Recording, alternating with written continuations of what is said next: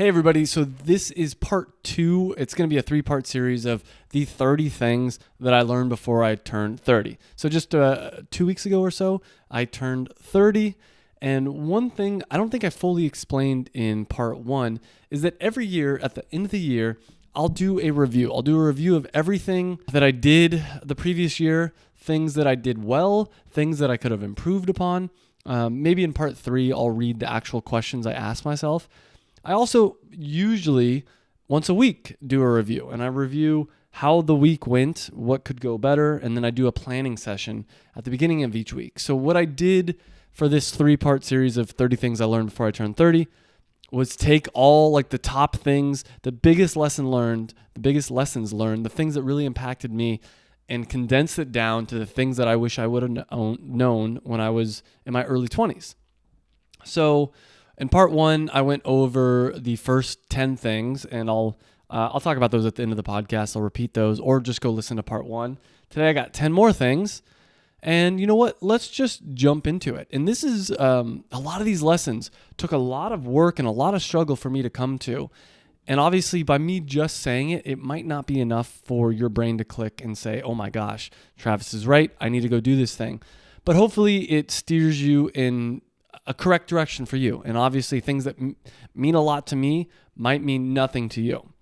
And one of the first ones, or number 11, I guess technically, is it's worth paying money to save time, energy, or thought power.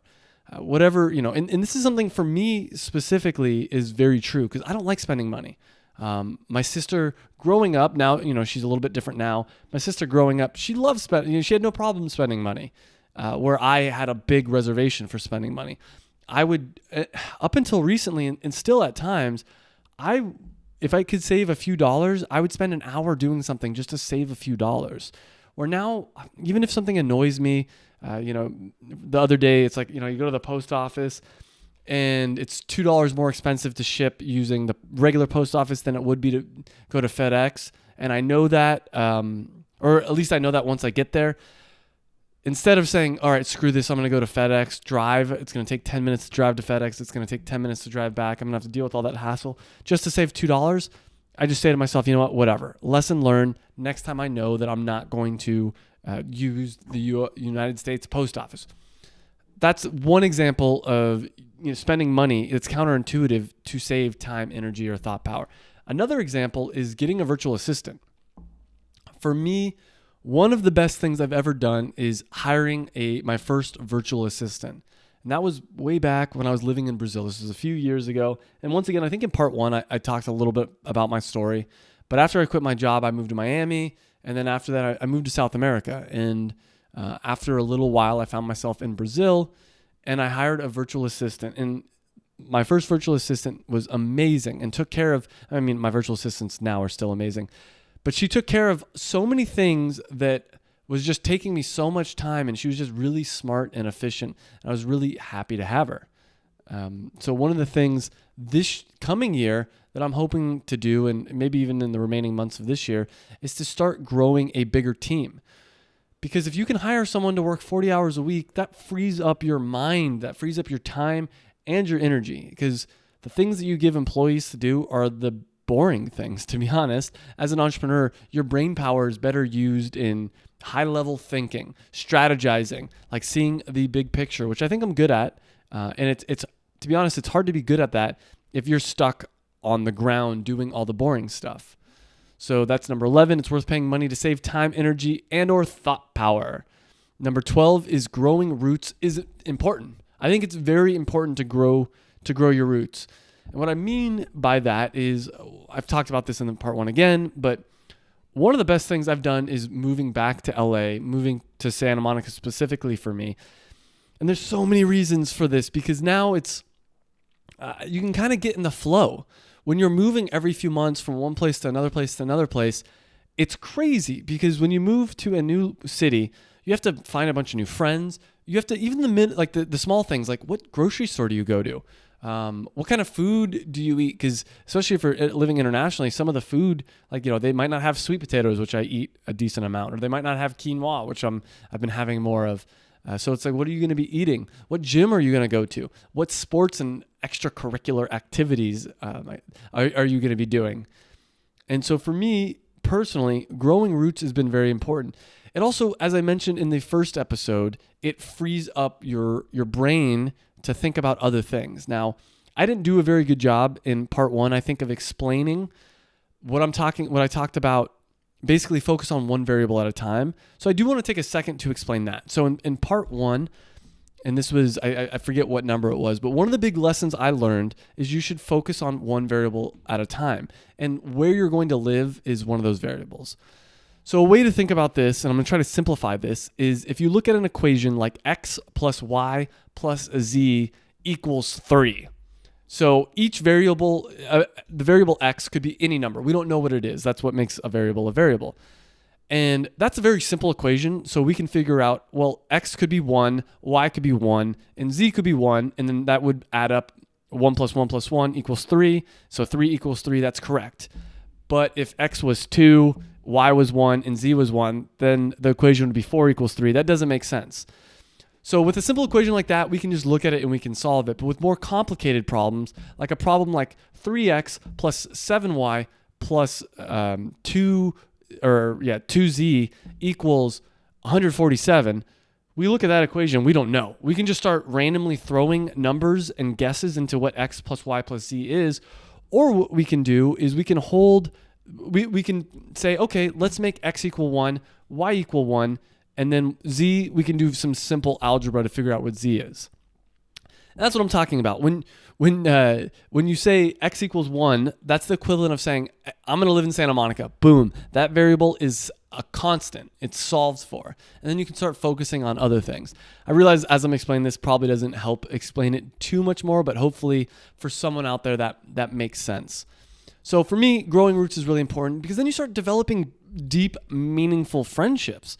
I'm starting just in the last few months to have friends that I actually see on a regular basis. We get lunch every week. We get dinner every week. We catch up and, we know what's going on in each other's life and we can help each other out. And that is very important. Now, my buddy Jordan, who's been on a bunch of the How to Do Your 20s podcast, and he's going to be on the last How to Do Your 20s podcast, is totally different. He's totally the opposite in a lot of ways. He gains energy from traveling from place to place and moving around, all the time. So lesson number 12, growing roots is important. Lesson 13, for me, routine is huge. And this is once again for me. Some people don't feel this way. Some people thrive off non-routine. Once again, this goes back to limiting your variables.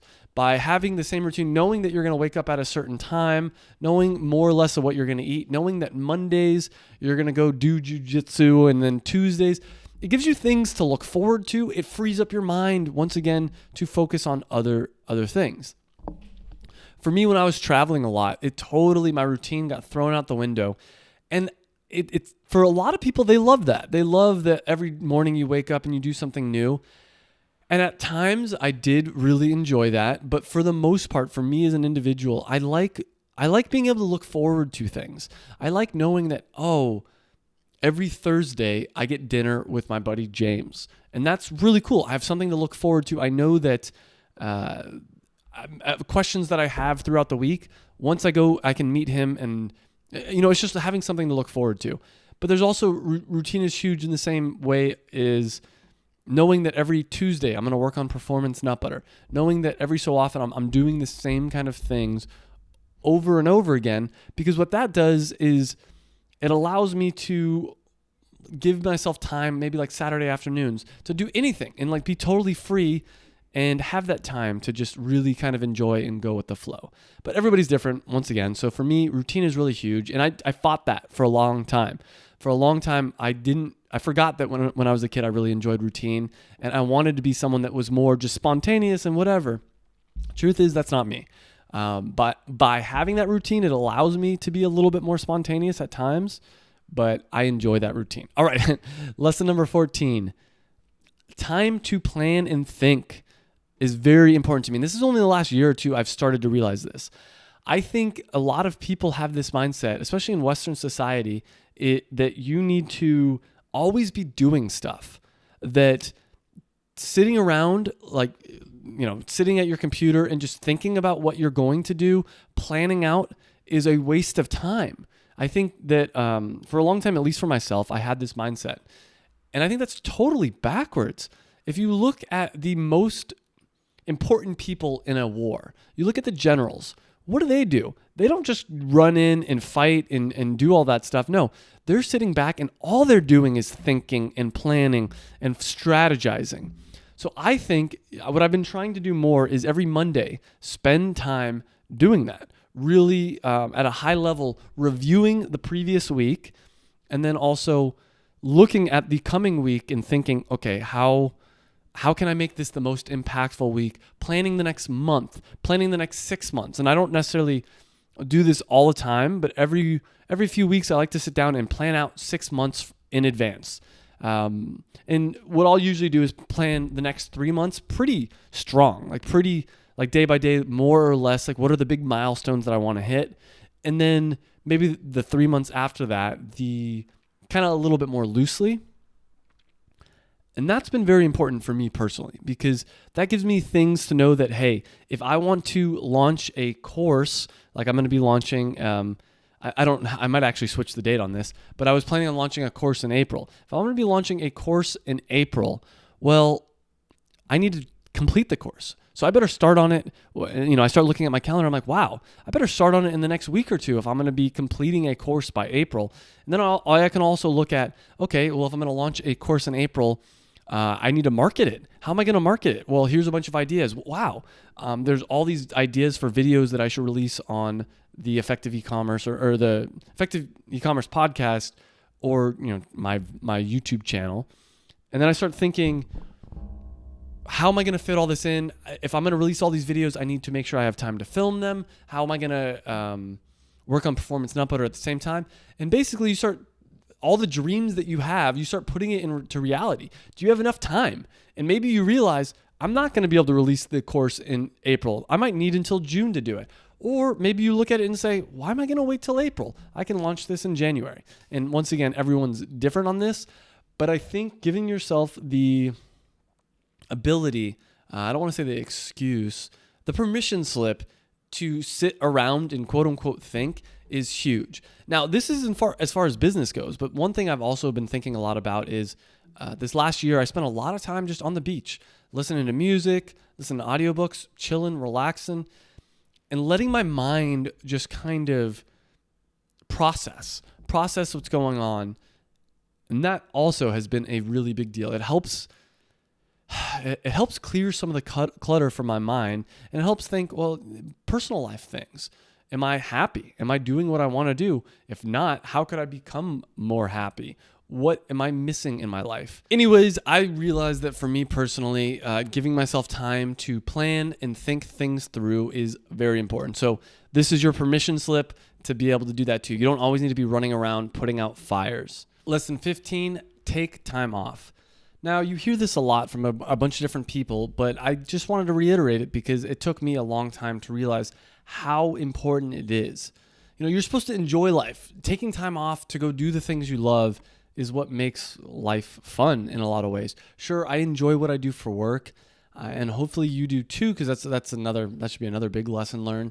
But taking time off not only it helps you enjoy your life more, it actually clears your mind. I noticed, I've said over and over again throughout this part 1, part 2, and I'll probably say it again in part 3, that taking a week off just to do a staycation and go down to the beach was probably the most important thing I've done this year. It completely changed my outlook on a lot of different things. It helped my brain just process some things, and you're going to hear me say this a lot too. I think that's very important. I think your brain is trying to figure out and solve these different equations, these happiness equations, we'll call it, or just all kinds of different things. And if you don't take time off, you're never going to fully get it. I think that when you do take time off, and I hear this over and over again from different friends of mine, when you take time off and you come back to work, you're going to have more energy. Okay. I'll probably end that one. Let's go to number 16. Number 16, fill your life with new awesome experiences. So life, once again, is kind of like solving an equation. You're figuring out how you're going to be the happiest, what's going to make you really satisfied with life. And by trying new and different experiences, you're putting in new data points. The way computers learn and the way that we learn is by having lots of different computer points. Maybe you've never done a jiu-jitsu class, go do it. And maybe you realize, oh, I really like this. Maybe you've never done, whatever it is, different restaurants you haven't tried, different experiences of any kind. Fill your life with those new awesome experiences. Now, this kind of goes hand in hand with giving yourself time off and time to think. Because if you think of it as solving an equation, you're going to put a lot of data points in, but then you need to figure out, well, what equation matches these data points. So maybe you realize, oh, I really do like jiu-jitsu, but I don't like Krav Maga. I really do like playing 2-on-2 basketball, but I don't like playing 5-on-5, just whatever it is. But by trying out different things, you're figuring out what you like. I like playing basketball on Tuesday afternoons as opposed to whatever. But you do need to balance that with giving yourself time to figure out what you actually like. Because if you're constantly just trying new things and you never go back to the things that you really liked, that's, for me personally, not very satisfying. So it's fill your life with new awesome experiences, but repeat the ones that you enjoy. And, don't repeat them so much that you stop liking them, but definitely try out new, interesting things that you might not otherwise do. So lesson 17, and this is actually something that really helps me out a lot. This is one of those phrases that if I start to get really anxious or upset at myself or depressed, I think about this phrase, and it's, you are a self-correcting learning machine. Remember that. So let's repeat that. So you are a self-correcting learning machine. So what does that mean? That means that if you're starting to feel anxious or you're starting to feel like bad about yourself or like disappointed in yourself, realize that that's okay. It's okay to feel bad, but what I do, and I think a lot of people do, is they start thinking, wow, I'm a failure. I'm always going to be a failure, blah, blah, blah. And they start spinning out of control down a negative spiral, thinking of all, or maybe you've made the same mistake over and over again. Maybe you date certain type of people. I see this a lot. It's like, I always date X kind of people, like whatever, and you start to beat yourself up about this, but it's like, that's okay. Or I always make the same mistake in business. Once again, if you catch yourself and you're saying to yourself, I'm always doing the same thing, that's okay. You're a learning machine. And if you ever find yourself going on a bad path, that's okay. You are a self-correcting learning machine. So I don't smoke weed very often, and I don't really do it pretty much at all anymore. But in the past, I have done it. And what would happen at times is I would get anxious.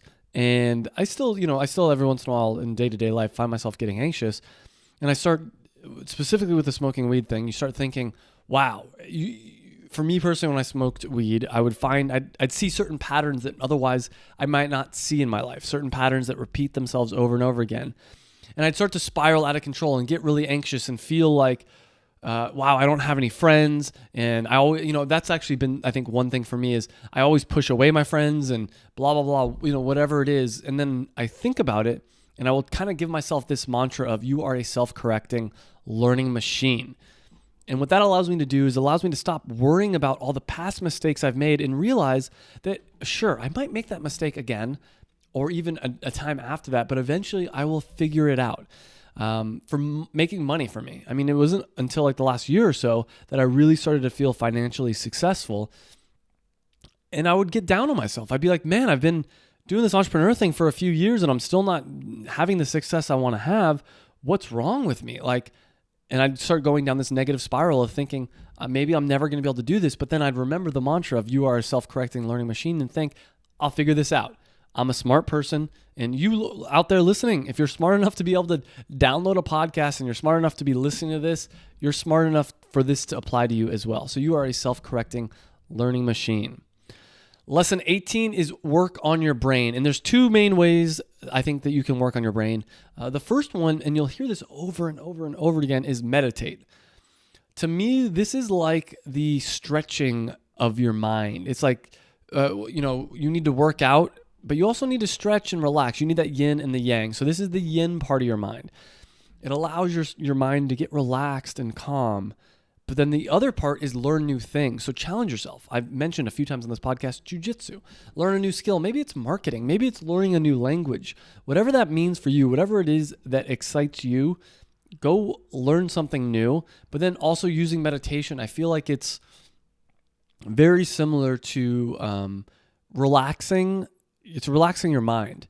I think about my body. One of the mistakes I made working out earlier in life was I would just destroy my body. I would work out really, really hard, but never give myself a break and never give myself time to recover. I think meditation is the ultimate recovery for your brain.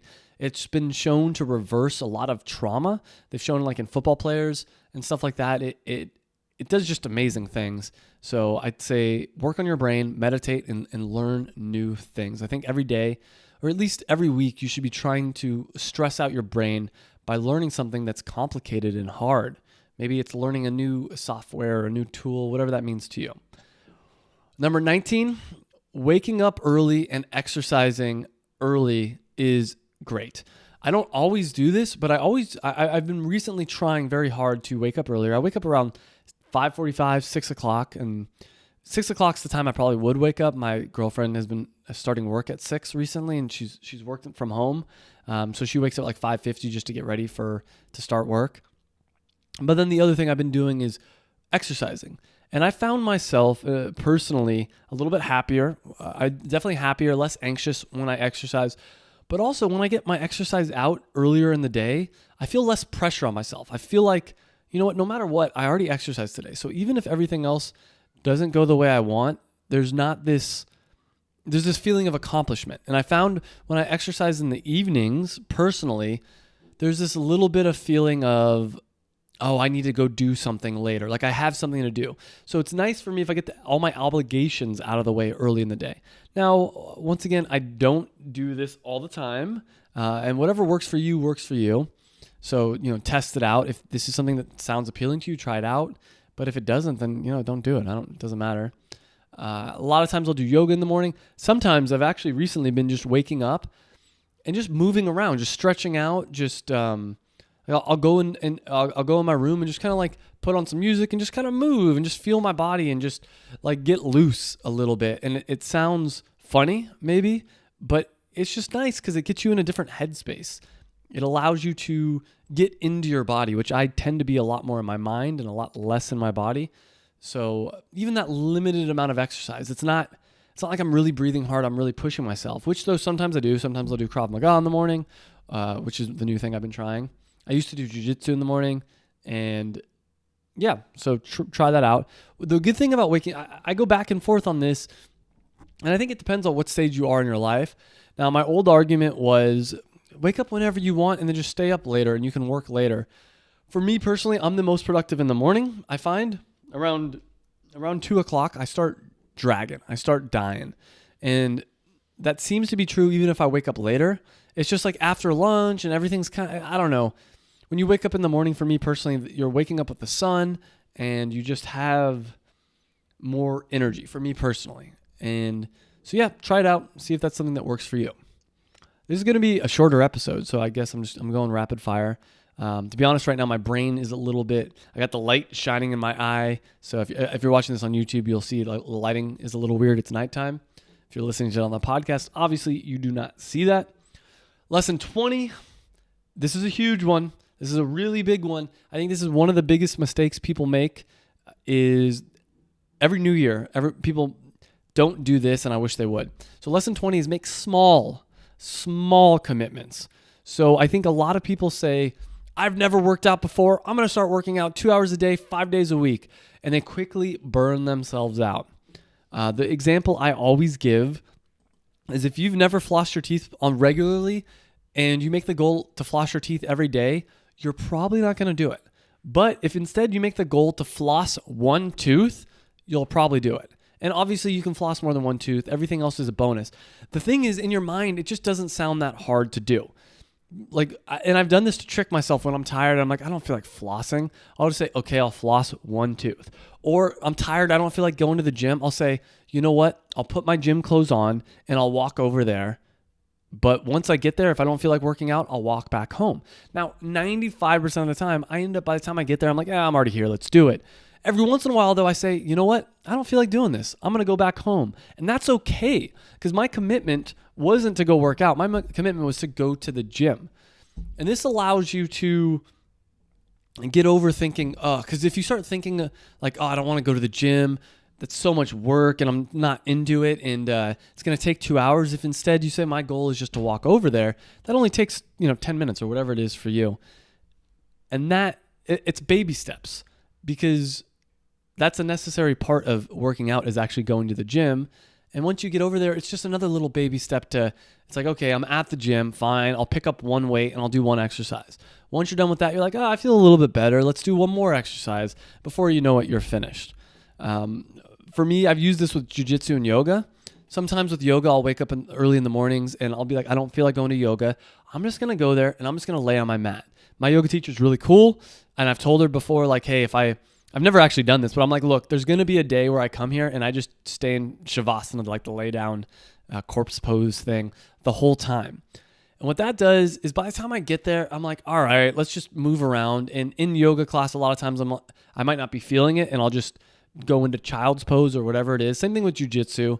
I've done that before, where I go over there and if I'm really not feeling it, there was a gym at my jiu-jitsu studio. So I would just work out in the gym while everyone else did jiu-jitsu. And I don't care if they're like, hey, what are you doing? And I'd say a tangent of this is, if you really, really dread doing something, stop doing it. I actually recently quit my jiu-jitsu membership because I stopped enjoying it. I started dreading it. And part of it was there were certain people in the class that I just didn't enjoy being around. It stopped making it fun. Part of it was a bunch of other reasons I won't get to, but it was just, I stopped having fun. And it finally clicked for me. And I'm like, well, if I'm not enjoying this, why am I paying $200 something a month to do something I don't enjoy? And I quit. Now, that being said, I do miss jiu-jitsu now, and I want to get back into it. But you don't have to do something, but these small commitments, there are things in our lives where you kind of dread it at first, but it's good for you, and eventually you'll start enjoying it. So for those, make small commitments, because I never, it's not that big of a deal for me to go to my yoga studio. There's mornings where I wake up and I'm like, I do not want to do yoga, but I don't want to stay in the house. I want to get outside a little bit and just be around, other people. So that's a good way to make that small commitment. So that was 20 lessons so far. So I'm going to quickly go over them again. And I'm hoping this is helpful. Please, once again, I don't think I've checked my email since the last episode I did. Email me, though. I'll be checking this week. Travis@effectiveecommerce.com. Email me which one of these tips speaks to you. Is there a lesson that you have learned in your life that's similar to one of these or different than one of these completely that really is impactful for you? Please let me know. And before I read, I'm going to read all the 10 ones I went over today. Before I do that, please go to iTunes, leave a 5-star review for this podcast for a chance to enter to win a free one-on-one consulting session with me. And I think I mentioned in the last one, I was going to announce the winner for the consulting session. So let me pull that up. But in the meantime, while I'm pulling up iTunes to look for that, when you leave a review on iTunes, not only do you enter to win a free one-on-one consulting session with me, if you just want to talk, we can just talk. I'll try to help you out however I can. But when you enter to win, when you leave a 5-star review on iTunes, what that does is it allows people to know that this is a good podcast. So if you think this is a good podcast, it really helps me out. It helps spread the word. The more reviews my podcast has, the more listeners this podcast gets. The more listeners this podcast gets, the better guests that I have, the more time and energy I can put into this. So it means so much to me, when I see people leaving reviews. And recently, some people have been leaving very, very nice reviews. So let me pull up the reviews here and we'll live. So there's 72 5-star reviews there.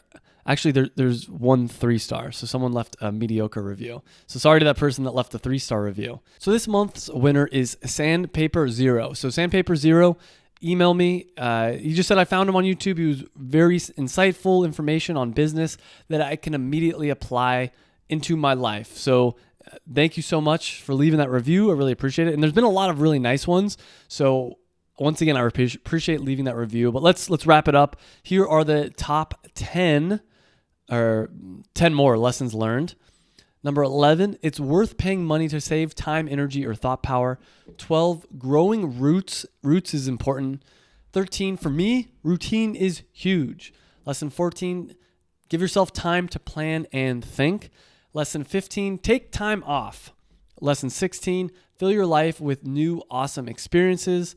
Lesson 17, you are a self-correcting learning machine. 18, work on your brain.